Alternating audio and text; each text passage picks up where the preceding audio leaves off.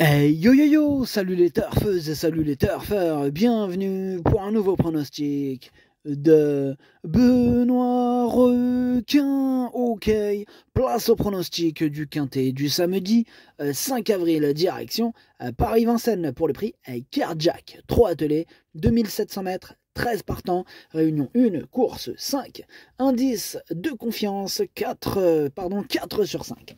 Alors, petit retour sur le quintet de ce jeudi, il y a eu du trouble fait à l'arrivée.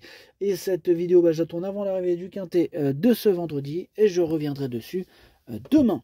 Ok, c'est parti, on commence le pronostic et on commence avec le numéro 1, Dardo Zach, que j'ai carrément rayé.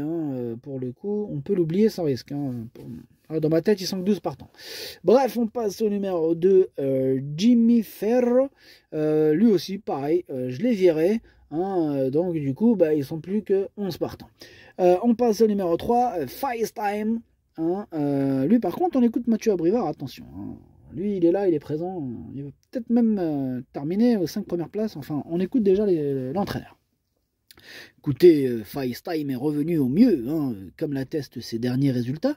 Dernièrement, il a amélioré son record sur les 2850 mètres dans le prix du Bois de Vincennes, derrière Inexcess Bleu et Gaspard d'Angy, tout de même. Là, il est resté en bonne forme, mais il est vrai que le lot est très bien composé. Cela dit, avec un bon déroulement de course, il devrait finir dans le quintet. Gabi Gelormini le connaît très bien. Ok, merci Mathieu Abrivard. Bon, vous avez entendu le patron, c'est pas du tout une impossibilité ce numéro 3. Évidemment, la concurrence est rude, ils vont pas le laisser passer comme ça. Mais voilà, une petite place à l'arrière, une petite 5e place, pourquoi pas. Bref, on passe au numéro 4, Gaspard de Brion. On écoute encore Monsieur Abrivard.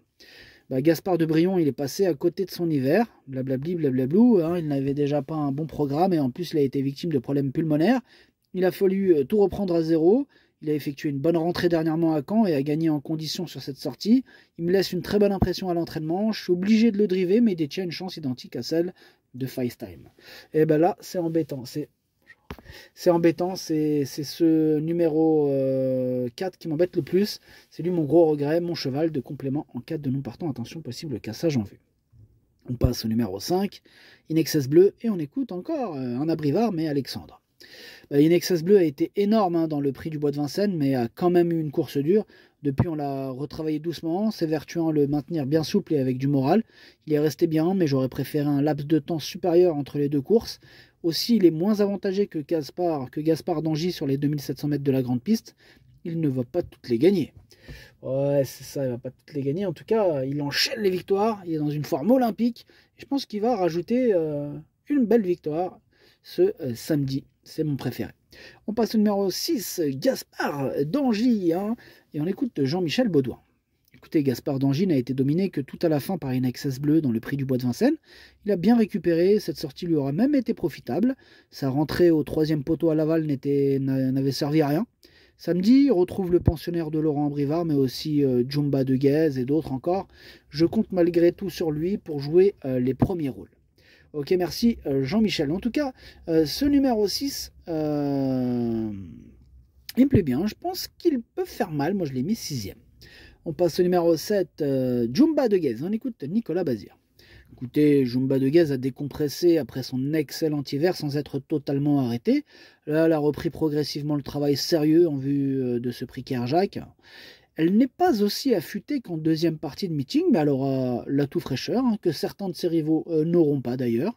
Elle devrait prendre une part active à l'arrivée, mais il faudra que tout se passe bien pour gagner. Ouais, faudra que tout se passe bien. En tout cas, c'est pas du tout impossible pour la victoire. Moi, je l'ai mis 2e.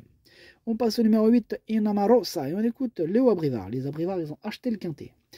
Bref, on l'écoute pas, pardon, c'est un regret, c'est mon 2e cheval de complément en cas de non partant. Donc on passe au numéro 9, Elvis du Vallon.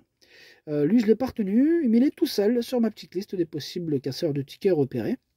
Donc ça fait de lui le capitaine, automatiquement. Du coup, on enchaîne avec le numéro 10, Émeraude de Baie, on écoute Franck Nivard. Émeraude de Baie a gagné son groupe 1 à Cagnes dans le grand critérium de vitesse. Avec la faute de vernissage de griffes et le mauvais parcours de Go On Boy, elle avait sa tâche facilitée. Bon, elle a bien gagné. Cette fois, l'opposition n'est pas la même. Si elle accroche une 4e ou 5e place, ce sera déjà bien vu. Ce sera déjà bien vu l'adversité. Ok, merci Franck.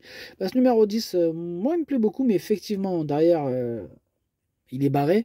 Enfin, devant il est barré, mais derrière, pourquoi pas. Donc je l'ai mis 5e. On passe au numéro 11, Hussard du Landré. On écoute Benoît Robin.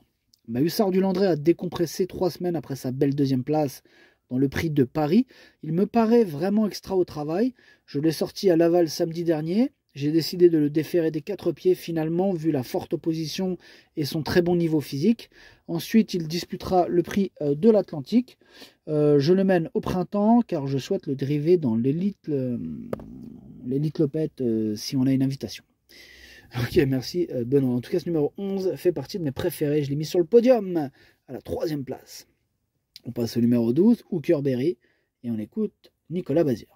Hooker Berry reste sur des courses nulles. Il est allé faire la monte et reprendre du moral chez Franck Leblanc avant de réintégrer nos box pour préparer cette course. Saïr lui fait du bien, il a toujours bien couru à cette époque de l'année. Comme d'habitude, je vais le driver sagement et voir s'il a toujours envie de se battre. Il a surtout besoin de rassurer. Ouais, il a besoin de rassurer, mais attention, il va bien finir par se réveiller. Et il peut se réveiller samedi. Moi, donc il me fait peur, je l'ai gardé en bout de combinaison. Et on termine avec le numéro 13, Étonnant, et on écoute Richard Westerink. Étonnant est extra au boulot. J'ai préféré cette course au prix de l'Atlantique. J'ai pu le travailler en Mayenne la semaine passée. Sébastien Pomard, qui s'en occupe pendant la saison de monte, m'a confirmé ensuite sa très bonne forme. Cela va lui permettre de reprendre du rythme. Il a sa place à l'arrivée. Bon, on le présente plus Étonnant. Quelle classe cheval dur. En tout cas, il peut faire très mal. Moi, je l'ai mis 4e. Le pronostic, ça donne 5, 7, 11, 13, 10, 6, 3, 12. Merci d'avoir suivi cette vidéo. N'hésitez pas à mettre un pouce bleu si la vidéo vous a plu. Pour accéder à tous mes tickets pour la course du Quintet, bien rendez-vous directement en description de la vidéo. À jouer avec modération. Bonne chance. Chopez-le moi. Ciao.